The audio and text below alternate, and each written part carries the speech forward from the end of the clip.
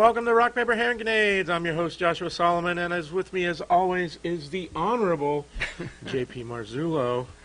Rock, Paper, Hand Grenades is sponsored by the Wilson Hill Pistol Club, 1732 Lakeshore Road, wilsonhillpistol.org. You should be able to see that on your screen if you're watching this online. You can go there and you can find out our schedule. You can register for classes. Currently in the pipeline, February 3rd, Saturday, 8 to noon, is a Utah non-resident CCW permit course. That is a great class. It allows you to take a test and get a concealed carry permit from the state of Utah, which will then allow you, along with your New Hampshire permit, which isn't required if you're a resident, but if you want to get an out-of-state, you should have a New Hampshire permit and the Utah permit. Those two together will allow you to carry concealed in 37 states and counting. Wow. Nice. And then Saturday, February 10th, is a Safety of Fast Handgun, which is the fundamentals class. So you can go to the website on your screen and you can register for those anytime. So tonight's guest, returning for, well, at least the third or fourth time since I've been hosting the show with Gary and JP. I don't know how many more times you've been. The Honorable Jess Edwards. How you doing, Jess? I'm doing great. Thanks for having me. Yeah, thanks for coming, Jess. Yeah. Should be fun. Give me something to do. I've been spending so much time hanging out with my dogs recovering lately that it's actually good to see people who, you know, can scratch behind their ears easy. For now, all now. my joints are working. I don't know. I'm a little bit behind you guys as far as that goes, but Oh, you're a lot behind me. Yeah. Way behind me. Yeah. And I'm halfway rebuilt now, too. so Why don't we talk a little bit about the committee you're on? Why don't you tell the viewers what committee you're on and what kinds of things that they should be looking for that might help representatives out, Sure. help our party out. So Sure. Well, okay, so I'm on three committees that, at least three, but three that really work together very well. The primary one is I chair the Finance Subcommittee that deals with the Department of Health and Human Services and the Veterans Home. So that's about a $3.2 billion budget, fairly significant. The another committee that's associated with that is the Joint Fiscal Committee. The Joint Fiscal Committee is composed of 4 New Hampshire senators, 6 New Hampshire House members, and the 10 of us review monies that are being sent to New Hampshire to be spent on programs preferred by the federal government. Now, we're not under any obligation to accept the money, but by and large, we tend to accept the new money that comes in from the feds. The third committee that's pretty related to it is the Health and Human Services Oversight Committee. The Oversight Committee is one of the statutory committees that's got a specialty function where anything that has to do with providing regular oversight to the Department of Health and Human Services goes to that committee. And although there's a little bit of overlap between the three committees, I think I'm the only person that's on all three of them, which gives me a nice perspective on taking a look at New Hampshire's health and human services infrastructure, coming to understand what the needs of the state are in terms of providers, and a way that I see that is because one of the biggest things we fund is the Medicaid budget. And we just went through in this most recent budget one of the largest increases in reimbursement rates that we ever did, which I probably shouldn't be admitting to so many people publicly because I'm a fiscal conservative. But we had gotten to the point where we had quietly shut down the reimbursement rates, reduced it below what ought to have kept it up with inflation over the past 12 years. And so we were really starting to hurt in a number of ways where we just weren't having providers. And so the community got together, and under the auspices of my finance committee, we were able to work out a deal to where the hospitals, I think this is kind of unbelievable, the hospital said, you don't need to give us any Medicaid reimbursement increase. Wow. And this is pretty much my reaction. Yeah. Wow, what's the trick? Yeah. Because I'm a little cynical. There's got to be a catch. Yeah, and they said that the catch was that without a community of care able to support patients closer to their homes and their offices and outside of the hospitals, that the hospitals would just keep on taking more and more burden on. And what they would rather do, and we did, was we took their share and added it to what we were able to distribute it to the rest of the state. Oh, wow. So we did, I think, a lot of good, and by adding to the reimbursement rates. And I just want to do a shout out to the Hospital Association, because I didn't believe it at first, and they stuck to their word, and they didn't ask for any more Medicaid Wow. money. So, So they just want some relief on volume and whatnot Right. into their system. Right. They want the support system to start working. Right, right. I guess I may be making it sound like they're more noble than they are, because there is a financial aspect that benefits them to the extent that people are getting care distributed throughout the community. That means they're not showing up at the ERs as Right, much, and right. you know, Right. so staff is all different of them. than. yeah, All so of so the they get to balance their services- workload instead of, you know, getting it all jammed on Right, them. and then we all know that those emergency services, a lot of them don't get paid, right? Oh, right. You get people come in and they don't have insurance, and et cetera, and there's a whole bunch of, like you said, there's a financial impact. If people aren't showing up to the hospital for these services, then the hospital's not footing the bill for it either. Right, right. So if I could just elaborate a little Sure, bit sure. more to drive home how unique this last budget cycle was, and how proud I am of having been involved with it and formally leading it. Not only did we have tremendous cooperation from the community providers, but within the finance committee, which was split by one vote. The Republicans had a one vote majority, which is essentially nothing. Right. And we were able to work cooperatively to solve healthcare problems in a very collegial, nonpartisan way. And when we passed the budget out of the committee, and then it passed with such unanimity that when it went to the House floor, it passed on a House vote, a voice A vote, voice vote. Wow. which is never done. No, that's right? incredible. I mean, it's been 20, 30 years before Right. anyone could even think that maybe it had happened recently.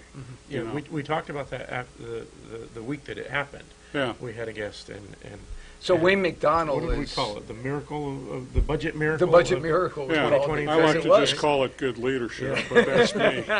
Well, I think the interesting thing is that you probably don't know. I mean, Jess worked in the healthcare industry in IT, and so did I. So he's the right guy to have on that committee and to take a look at everything. So we know how hospitals work. So I'm kind of Yeah. shocked that they didn't want to take the money, but Right. it's certainly understandable the way it's set up. It sounds like a great deal for everybody. Right, and it turned out to be that way, and I was able to check in with Henry Lipman. Yep. Henry Lipman is in charge of, he's the director of our Medicaid program, Yep. and he's been taking the authorization that the House and Senate gave him and is renewing the contracts. So we're about to set up a new set of Medicaid contracts for 5 years as a minimum, and then there's 2 years. Each one is an optional year. So we one of the more contentious things that we had in the health care budget was whether or not to permanently authorize Medicaid or to limit it to 7 years. And 7 years got to be kind of the negotiated position because some people only wanted to have 2 or 3 years of the Medicaid budget, or contract, which isn't really enough for the managed care organizations to get fully committed. Right. They Right. have to distribute their costs over a 5-year period, and so anyways, I think we came out with a really good compromise in terms of the length of time, and that got challenged just last week because our blue team wanted to make it permanent. Okay. So we were able to sustain the policy position barely. Yeah. And the benefit, I think, of that is now we have a clock ticking, that this contract is going to expire in 7 years, and what we need to do is do something we didn't do last time, which was really get the smart people together and start trying to get some academics involved to see if we can start coming up with ways to reduce the state's burden or reliance, rather, on Medicaid. We would like to try to figure out a way to create more free market-based solutions, employment-based solutions or the like.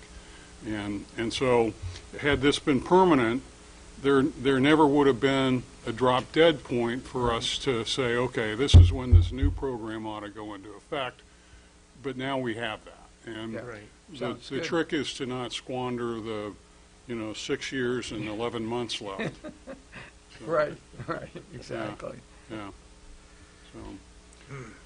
So those three things have really been good working together.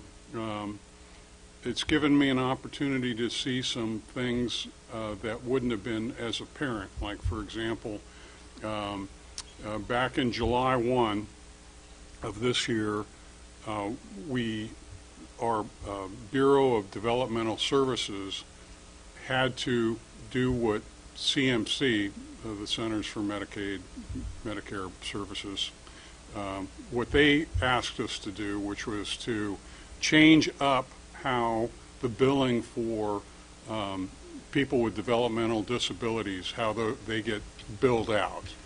And the belief by the feds is that by mandating direct billing to the providers, you would cut out the middlemen. In this case, New Hampshire's middlemen were the area agencies. There were about 10 of them.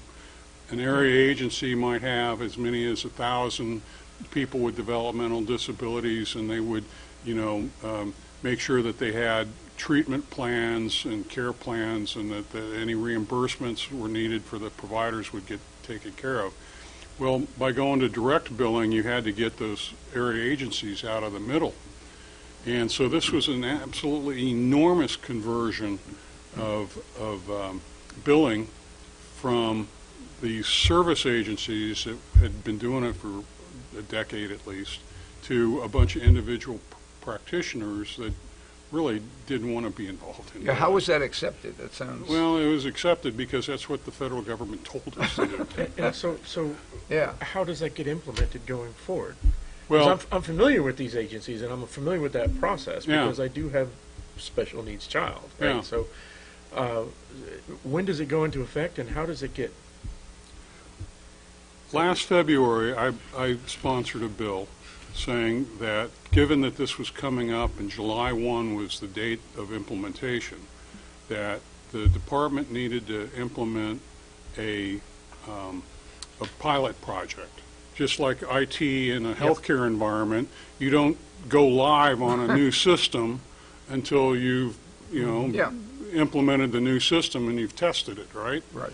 Well, so it wasn't a brilliant idea, but it was, hey, let's do a pilot project. And we tried to do it through the legislative approach, although it really didn't need to be. The department always had the authority to just go do a pilot project because it made sense. For one reason or another, I don't want to throw anyone under the bus, but the pilot project didn't happen. There was a tremendous amount of chaos and lack of payment and reimbursement on time. And so I think if nothing else, that experience has taught us that the department is able to listen to their communities that they support. And they had 2 other programs they were supposed to go implement pretty quickly on a fast follow. And much to her credit, Commissioner Lori Weaver and one of her directors, Chris Santinella, they decided, listening to the public, let's do a timeout.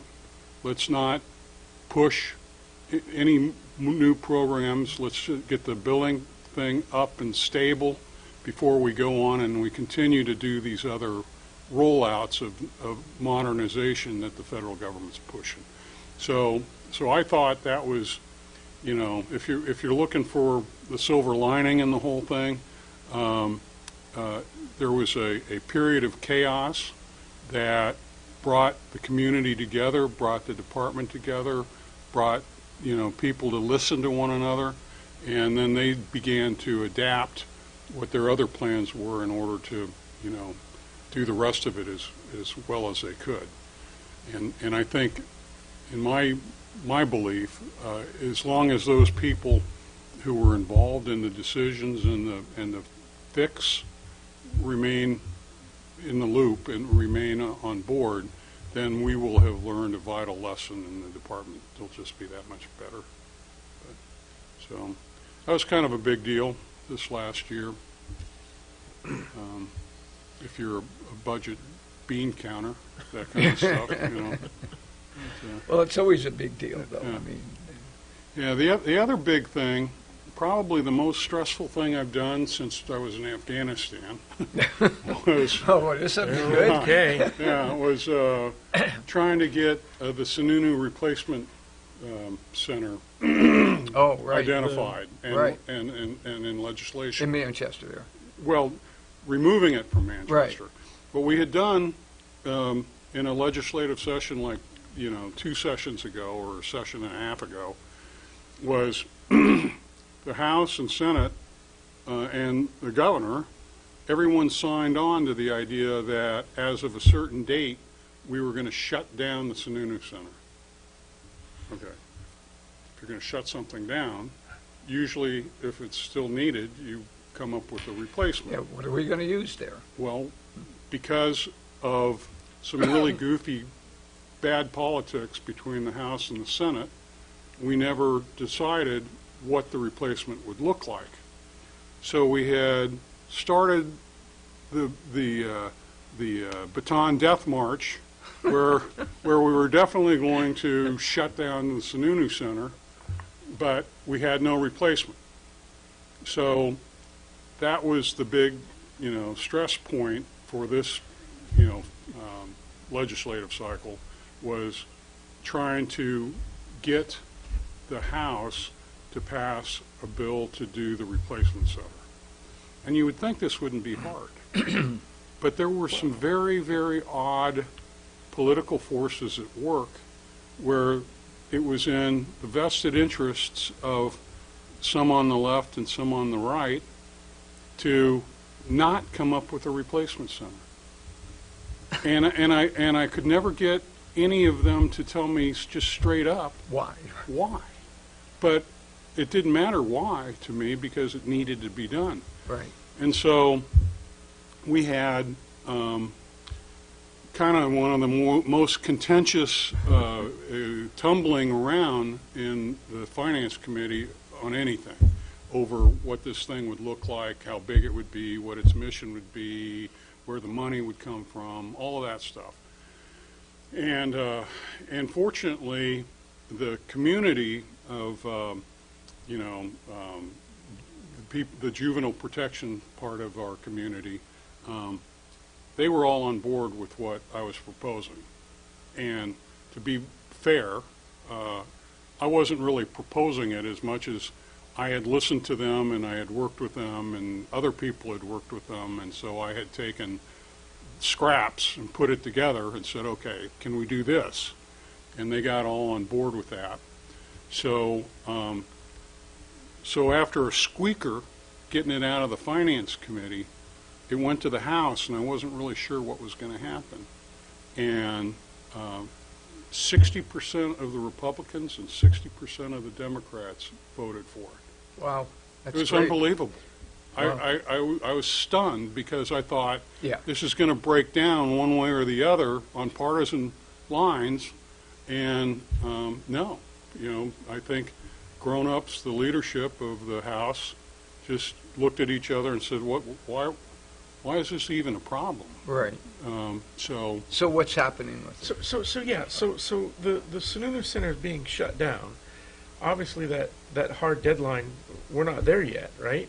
So Well, it's still somewhat open. the bill that got passed removed the hard deadline. Okay.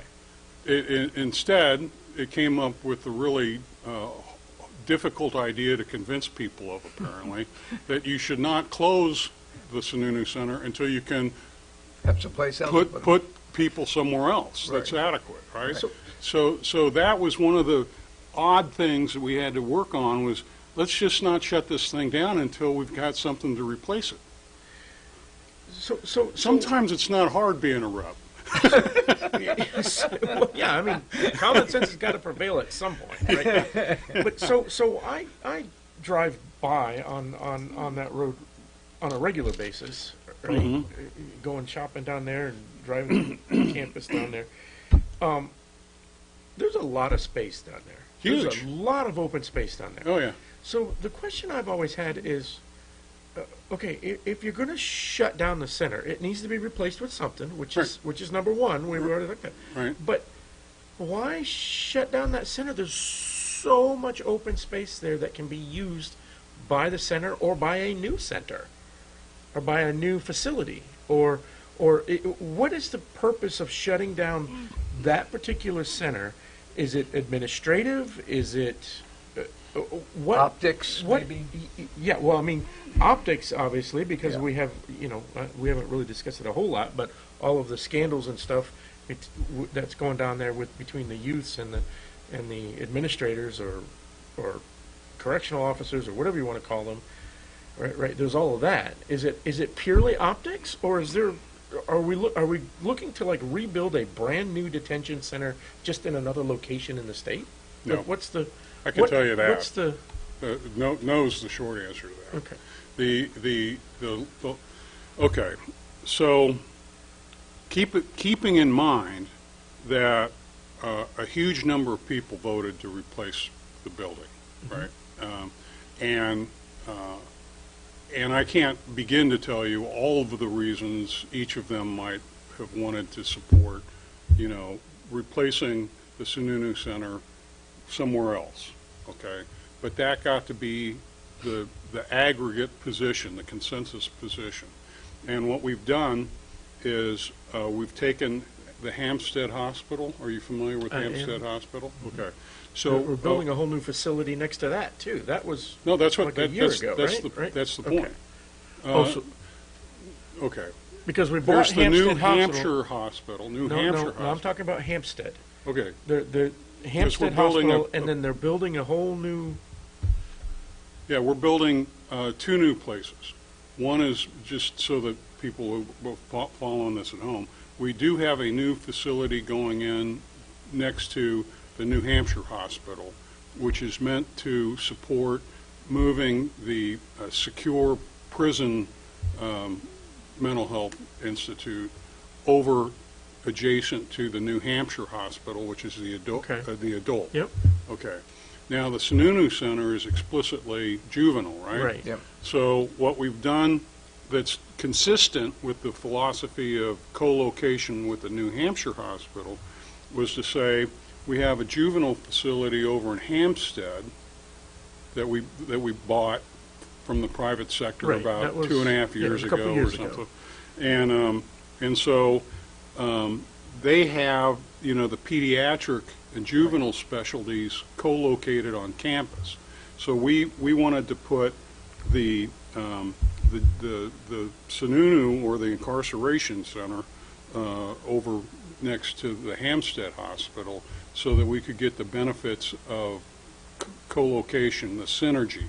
So like the simple stuff, like laundry services, food services, Yeah. emergency services at night if some kid whacks their head, you know, all that co-location, and then the high-end stuff, you know, like we're going to have clinical psychologists or psychiatrists that are trained in the juvenile practice that we can share more easily. Now, so that co-location argument is sort of the long way around one of the bottom lines of why we're replacing the facility, and that is we were spending $13 million a year I got it. So for now a you small number of people, and by downsizing the facility space and co-locating it with leverageable services, instead of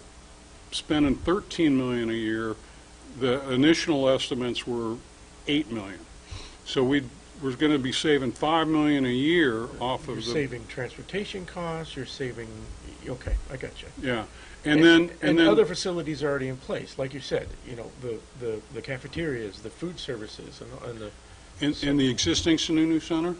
no in Hampstead. Right, and right, at like so you're going to start utilizing those along with Right. the mental health facilities of both locations. Yes, sir. And another reason that so many people, I think, wanted to close the Sununu Center was it was built in an era where they thought we needed 144 kids in there. 144 kids. So it was sized for this enormous capacity, and in the last 2 years, the census has been around 18, ranging between 15 and 20, but in general 18. And these So- are kids that are under state detention.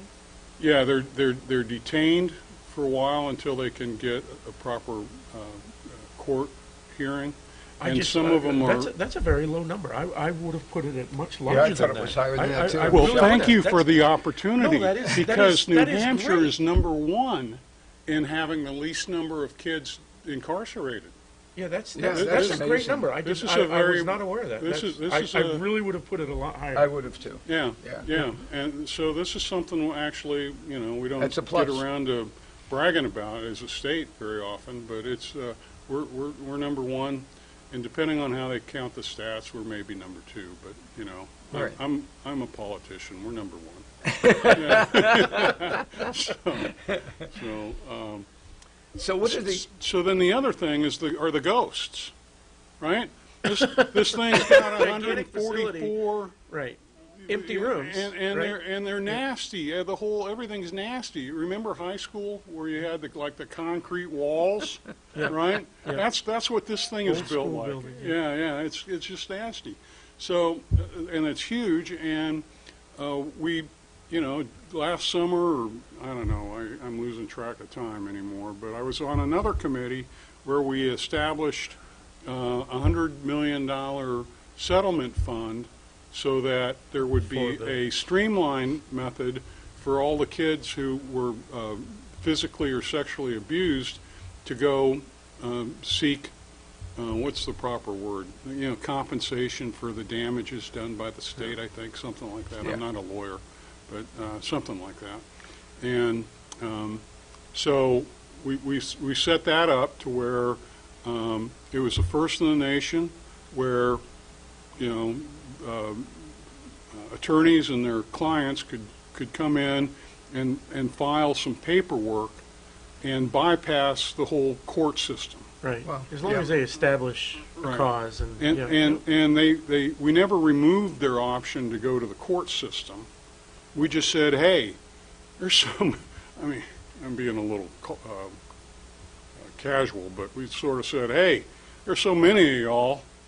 Well, we're going to set this up so it's easy and quick and you can get your money and get on with your life, you know? Right. Because otherwise, if we keep this all tied, every single one of you tied up in your own court case, this thing could drag out Yeah. for another decade or two. Right. So, go ahead. So, no, go ahead. No, So my next question was Yeah. going to be, okay, we implement all of this, we get the new facilities, secure facilities over at Hampstead, we get the new facilities over at New Hampshire Hospital, and we get everything settled, everybody's moved. Yep. What's What the do we do with plan? the building? Are we raising that building? Are we selling it? What's the plan there? Okay, so you may recall I said that the most stressful thing I've dealt with since Afghanistan was getting this bill passed, right? And so one thing I did to reduce the bill from being a bigger target was to stay away from what will happen to the property after the Sununu Center has been moved. So what we did was we used a proper procedure. I wasn't just a coward, but you know, sometimes things are a twofer.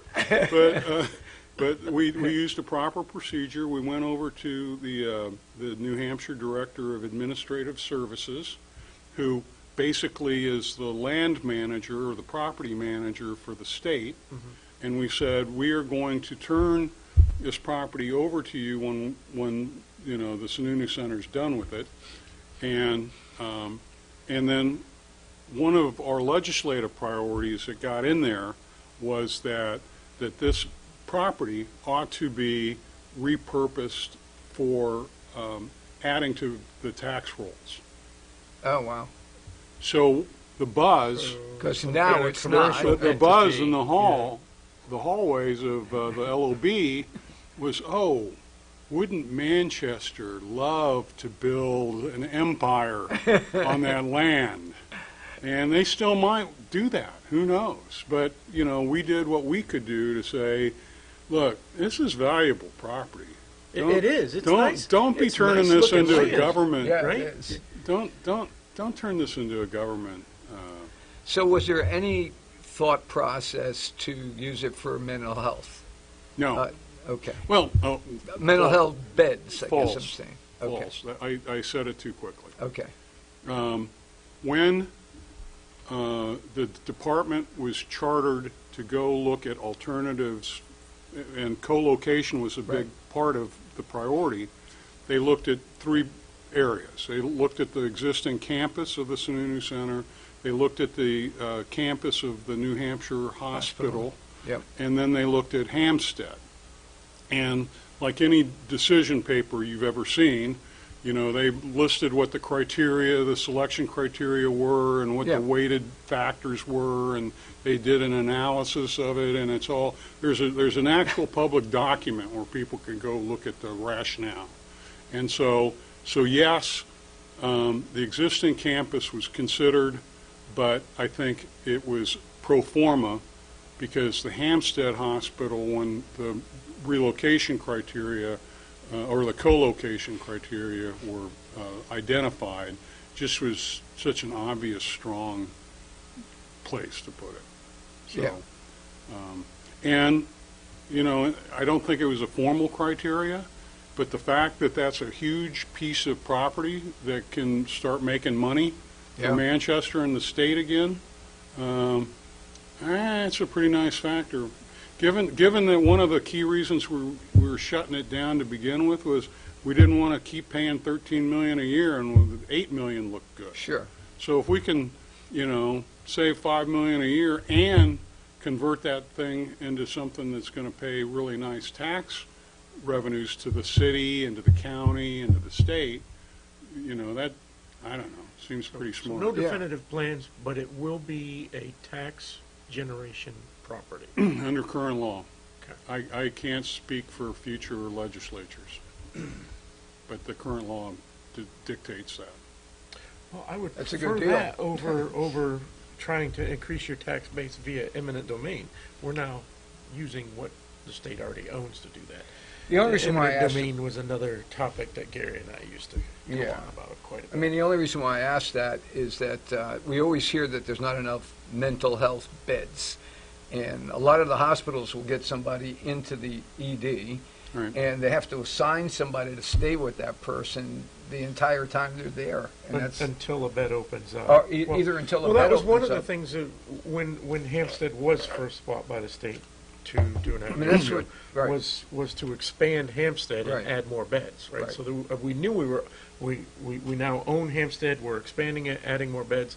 I didn't realize that it's going to be part of the Sununu shutdown as well, so. Yeah, I don't know if that was part of the should original I should plan. probably do the governor a favor and quit calling it Change the his name, Sununu Center. Because I think the boy wants to be done with calling that the Sununu Center. Yeah, that's exactly it. So we actually put into the bill that we passed, the deletion of the word word. Sununu. It's going to be the Youth Development Center. There you go. And what I'd like to see happen is have that community of activists get together to come up with a name, because Youth Development Center is kind of sterile. Yeah. But it shall no longer be called the Sununu Center. So, Yeah, I'm sure he's happy with that. yeah. Or maybe his dad Well, it wasn't is. named after him anyway. It was named after his dad. Yeah, his father. Yeah, This is true. It's true. You know, absolutely. It's still got the name I don't, attached to it it. seems so. like we've named the corner office the Sununu office. After he took down the Lynch plaque, right? Yeah. Oh, did he? No, I don't know Oh, if he did okay. or not. All right. All right. I love the picture of him in right outside his office with him, as a little child Right. with his father, because they weren't allowed to do a painting with a child in it. Actually, I don't know exactly how. Or that was any done, or relatives, any of- just the individual. Yeah. So, Yeah. but Chris happened to be there, so he's in that painting, which is pretty wild. Well, the way I recall it is the painting of the old Sununu Yep. it includes in the portrait a family photo that's on his desk, and the family photo Okay, maybe that's has, what has, acceptable. has Yeah, the yeah, yeah. humans and the family there. So the Yeah, elder you might be figured out right. how to get around it. Yeah. Yeah. I remember, yeah. There's always a way to get around Yeah. stuff. Yeah.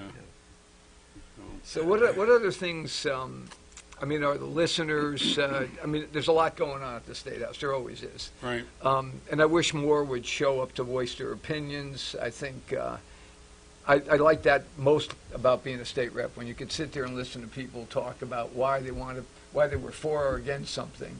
And I found it very, very helpful when you had to Right, make a decision. Right. So is there any big bill that's coming up that we need to keep our eye on? I'll tell you a tiny thing that has gotten people fired up like it's a bigger bill than it is. Yeah. There are, 91A. Yep. 91A, for those who don't know, is your right to know in New Hampshire. And Yep. it's called a right, but it's a statute. But we're supposed to be highly transparent, and we have a decent law. The problem with our decent law is that there are some government entities that don't read the law the way the right to know counselor that works for the Secretary of State thinks it ought to be. Specifically, they will draft minutes of a meeting, and then there are some government entities that take the position that the drafts are not subject to a right to know request. Whereas if we had the law in front of us, there'd be like two components of the law. One is sort of the introduction and overview, and the other is some of the technical detail. And in the technical detail, it specifically calls out drafts that have been drafted for at least, 10 days or something. Yeah. Some reasonable number. But the overview doesn't refer to that. It doesn't say, it doesn't contradict it or anything, but what the entities are saying is down here where it says I have to let go of my drafts, I don't have to because it doesn't say it up here, right? Which is nonsense, because I spent time talking to the right-to-know advisor for the Secretary of State, and it was very difficult to have a conversation with him because it felt like he thought maybe I was gaming him. But I was just trying to understand, Sure. and no, there's absolutely no doubt in his mind, and he's the guy who's supposed to enforce it, is that drafts are included after a certain amount of days. And so my bill, all it does is it repeats the bottom technical part in the upper overview part so that any simple person could read the bill and go, oh, drafts are included. Yeah. And the number of people who have come out and gotten hold of me to say, hey, this is a great bill. Yeah, it's genius. But somebody who had a problem with a particular government entity came to me and said, hey, did you know? And I'm not a right-to-know guy. I'm a healthcare guy. So, Right. but it just took reading this is the nice thing about New Hampshire. If you want to know something about New Hampshire law, you just got to go look. Yeah. Because they're all short and simple and basically say what they are meant to say. It's really easy to be a citizen in New Hampshire. Yeah, I mean, you can look up any RSA you want, or you can do it by topic, or if you happen to know what the number is, you can do it that way. But Right. it does make it easier, though, Right, if you're really interested in finding out. right. And this is why I'm glad we don't have lawyers, so many lawyers, as other legislatures, Yeah. because then it would get to be a competition to write, legalese Yep. instead of just writing some plain English. So what do you think about putting a bill in that eliminates like 5 bills when you put one in? So I had somebody say that the other day. They said, well, it'd be really nice We if clean every up time this we law, but we also exactly, have we're going to, to add like- this one. like, It's like, really? Come Pull on. this stuff out. This I thought that was kind of funny. They just think Yeah, there's but too many. I mean, how many bills do we have coming through this year? Over 1,000, I think, right? 1,000 every year. Yeah. We've hit 1,000 as our normal pretty- stride. Yep. And it's ridiculous. Yeah. Because, you could take, 6 people, 3 from each party, sit them down and say, okay, let's just go through these. Yeah. Okay. And this one makes no sense, this one makes no sense. Oh, this is kind of interesting. I disagree with this, but this is a good debate. probably cut down like a third, Yeah, or you a quarter of You everything. could, Yeah. but that's not the way we play. No. Every rep gets to submit as many bills as they want, and every bill that they submit Look gets voted on. Not Yeah. just looked at, but, In the committee. hearings and, Right. and House votes and Yep. Well, I'm watching the Terminator bill very closely. So, the Terminator one. yeah. Yeah. So we picked up 2 more seats, though, yesterday. Oh, yes. Yeah. Yesterday. That was Yeah. pretty cool. Up Yeah, at we're at Colas, or? Yeah. 200 to 195 right now. Yeah, that's but that a still huge means, advantage. It still means there are 5 outstanding. Where Yeah. are they? I don't know where those 5 are. Yeah, I don't either. One of them is actually one of my buddies. I don't know if I That should just mention won? him. Well, I already know him. Oh. So he hasn't been elected in his special yet. Oh, okay. He's an honorable. Oh, okay. I Coming don't, back? I don't think I'm going to mention him because fine. I don't think my knowing him would help him. You know what I think mean? I do know what you mean. Yeah. But, It's got to be pretty interesting. We had the speaker on. We've had many state reps on, and just to hear what's going on. It's like when I was there and we were in the minority. It seems almost the same. It's even harder, though. It seems harder, right? No. I was there with you. Yeah. That was hell. It was hell. Yeah. Nobody should ever have to do that again. And I didn't. We were mistreated. I'll just say that now. I'll say that. We were mistreated. Yeah. You It know, was they horrible. abused their power. Yep. It was petty. Yep. And I hope it never, ever happens again because I they agree. don't, based on that experience, they don't deserve the power. No. Absolutely. Yeah, It was very frustrating. yeah. kind of go in with one thought and that you're actually going to do something, and then you run into this. It was, Yeah. you know, Well, the thing is, like the day they shut us down for For- COVID, they stopped everything so that they could publicly reprimand 7 7 guys. Yep. Republicans. Yep. No, one of them was a woman, Betsy McKinney. Oh, Betsy. She was like 83, and it was Oh, because yeah. she didn't go sit through the mandatory sexual harassment training. Yep. Yep. Yep. Oh, I remember that. And yeah. she got up on the floor and she said, "You go ahead and sexually harass me. I'm 83 years old." I love it. Yeah, yeah. And so she just Well, kind of. didn't you do some? I remember this now. Good point. You taught some of that training I after, did, yeah. based on your experience and based on companies that we worked for that, Yeah, and they could come and that qualified. You had to get that through too, though. That right, he was able to do that. right. So I thought that was pretty Right. cool. And that was actually a good thing that the Democrat Speaker of the House, I thought, was very good at being reasonable. Yeah. And I would say his name, but again, I don't know if me saying good things about any of these folks help them. But it was Steve Shirtley. Yeah, it was Steve. And Steve and I do not see things the same politically, Right. but but he's a leader of the Democrat Party. He's a mature, responsible guy, and Steve and I have I agree. always gotten along because he was an MP I was just in going to say it's Vietnam. military. Yeah, Yep. we had him on the show. Like, we don't have a whole lot of Democrats on the show. No, but Steve is a great people guy. like Steve we have on, and Steve, we came on specifically to talk about his experience in Vietnam. It was very fascinating. Yeah, So, yeah. The other, I don't know how often you invite him or if he's ever come on, is I really have a lot of respect for Pat Long. Oh yeah, Pat. Sure. Has he I he do been as on? well. No, but we should get him Yeah, on. yeah. I'll ask Yeah, him. yeah, because No, he's good. I Pat like him. got reelected to what feels like the 18th term in the council. Right here. Yeah, in Manchester. Yep. And he might have some interesting things to say now that there's a Republican mayor, Yeah. and that the council is now 6-6. Yeah. I was going to say And it's so even, the right? so the mayor gets to split the ties, Tie, right? yep.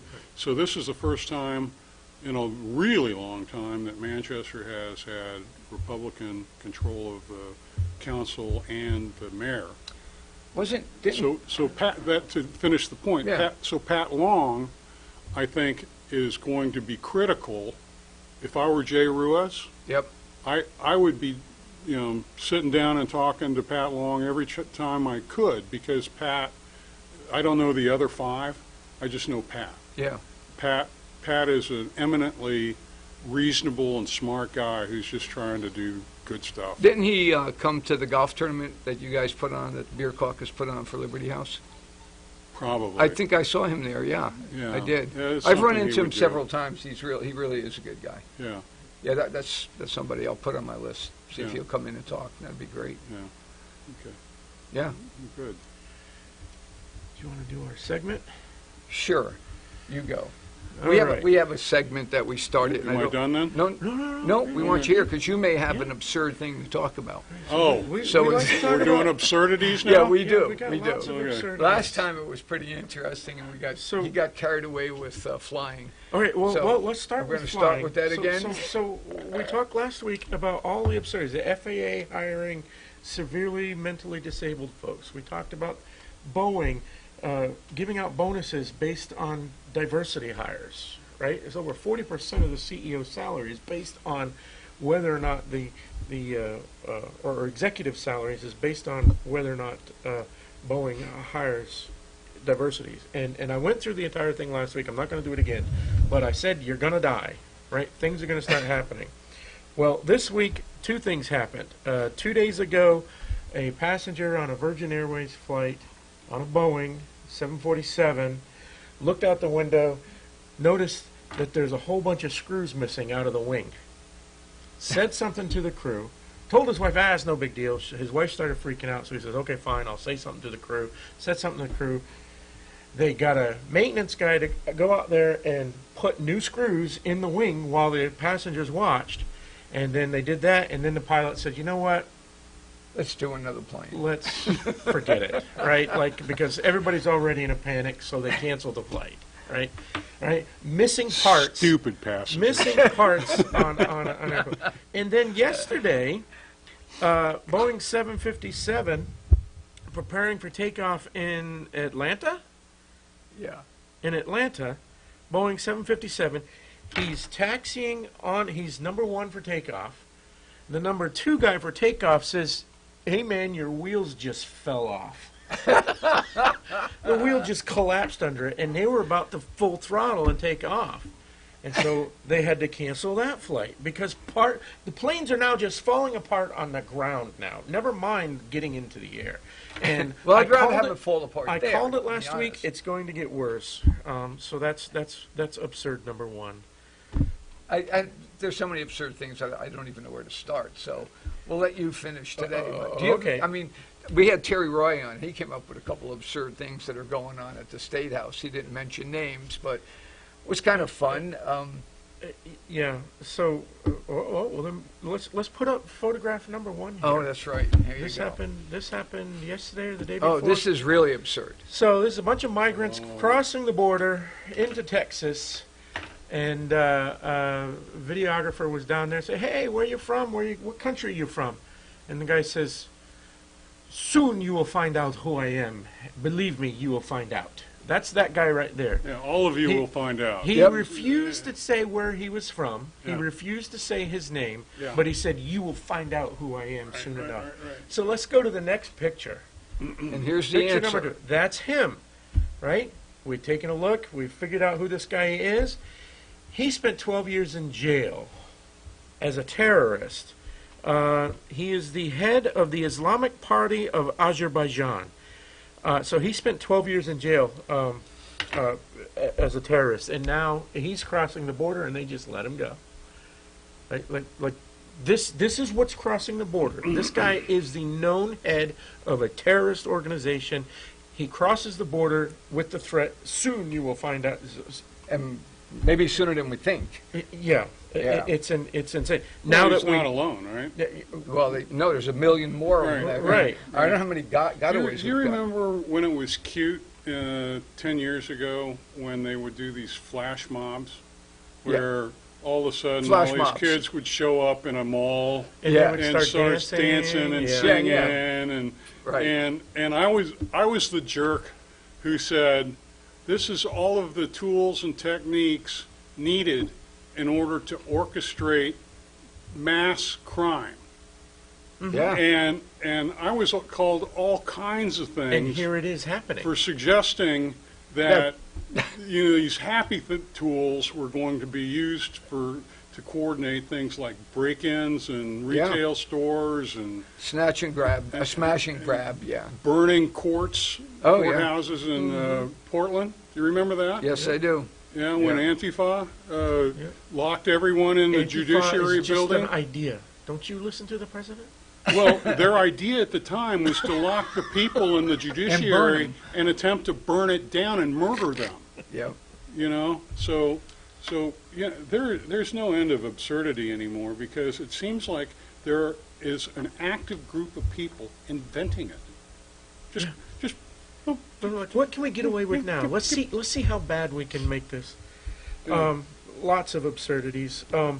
There's a park, a Dutch national park, where wolves are starting to act aggressive towards park goers, picnic goers. uh-huh. And but wolves are a protected species. So the Dutch Supreme Court has now said that it's okay to shoot the wolves with paintballs to scare them off. And I think that is absurd. I think that's hilarious because that's really not my weapon of choice when facing a rabid wolf. So I heard something, I don't know if I have the right amount of money, but it was like the government, Biden's asked for $700,000, which doesn't seem like a lot of money, to use to prevent trans men from getting pregnant. I found that totally absurd.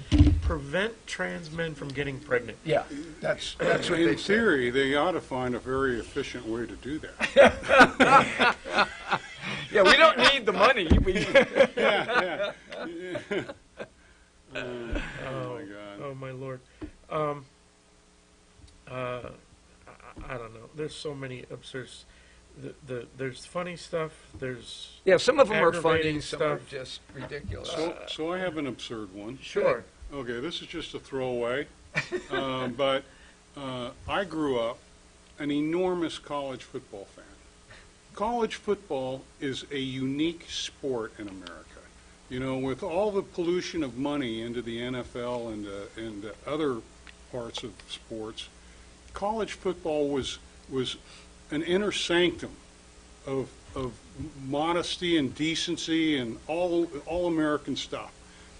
Well, because of court rulings and NCAA rulings, I think I know where they you're going. they now have two things. They have Portals. the name, image, and licensing money that gets aggregated by the schools and then gets dispensed to recruits based on a negotiation, so that they go, oh, you're the number one, Xbox player in the backfield. You're worth $1.2 million. And he gets an agent, and he goes, no, it's 1.35. Right. So there's like active financial negotiation in college, combined with this thing called the transfer portal. Yeah, that's insane. It used to be that if you didn't like being on your team anymore, you could transfer. If you transferred out of conference, you could start the next year. You could play the next year. Right. But if you transferred within your conference, you had to lay out a year.